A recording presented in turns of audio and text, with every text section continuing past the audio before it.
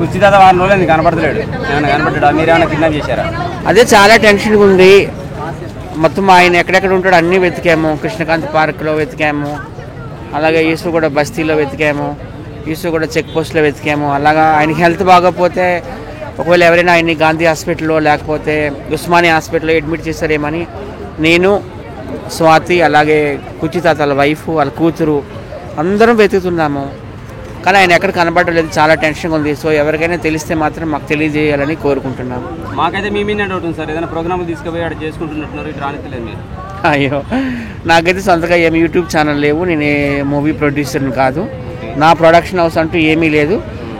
ఆయన స్వతహాగా మా ఇంటికి వచ్చి, సత్య మీరు ఎక్కువ ఈవెంట్స్కి వెళ్తుంటారు, షూట్స్కి వెళ్తుంటారు, నాకు కూడా మీతో పాటు తీసుకెళ్ళండి అంటే నేను తీసుకెళ్ళాను తప్పితే నేనేం చేస్తాను. ఆయన నాకు డాడీతో సమానం. వరంగల్ ఏరియాలో కూడా కనపడ్డారంటున్నారు.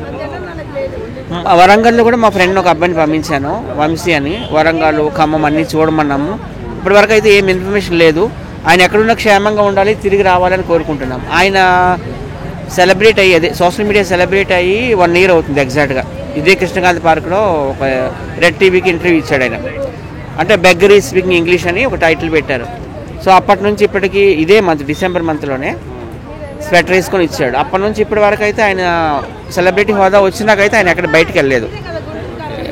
ఎందుకంటే ఆయన కూడా మా గల్లీలోనే ఉంటాడు కదా. ఇంత సెలబ్రిటీ అవ్వకముందు కూడా ఆయన మాకు తెలుసు, నాతో పాటు ఉంటాడు యూసుఫ్ కూడా మా గల్లీలో.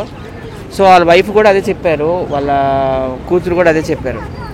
ఇంతకుముందు అయితే వెళ్ళేవాడు కానీ వచ్చేసేవాడు, సెలబ్రేట్ అయిన తర్వాత అసలు వెళ్ళలేదు. డైలీ వస్తాడు ఇక్కడికి కృష్ణకాంత్ పార్క్ అని చెప్పారు.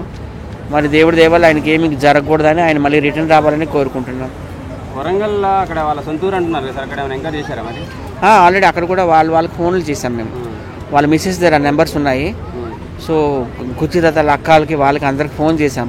ఏమో రాలేదని అన్నారు, మరి చూడాలి, మరి వెతుకుతున్నాం మేము కూడా. ఇక్కడ కూడా ఎవ్రీడే అడుగుతున్నారు వాళ్ళు, రోడ్డు మీద పోయి. ఆయనకి నేను ఒక మూవీలో ఆఫర్ కూడా ఇప్పించాను, గుంటూరు కారం, మహేష్ బాబు గారి మూవీ, త్రివిక్రమ్ శ్రీనివాస్ గారిది. అందులో ఒక పాట ఉంటుంది, మాస్ సాంగ్, మన మహేష్ బాబు గారికి శ్రీలీలకి.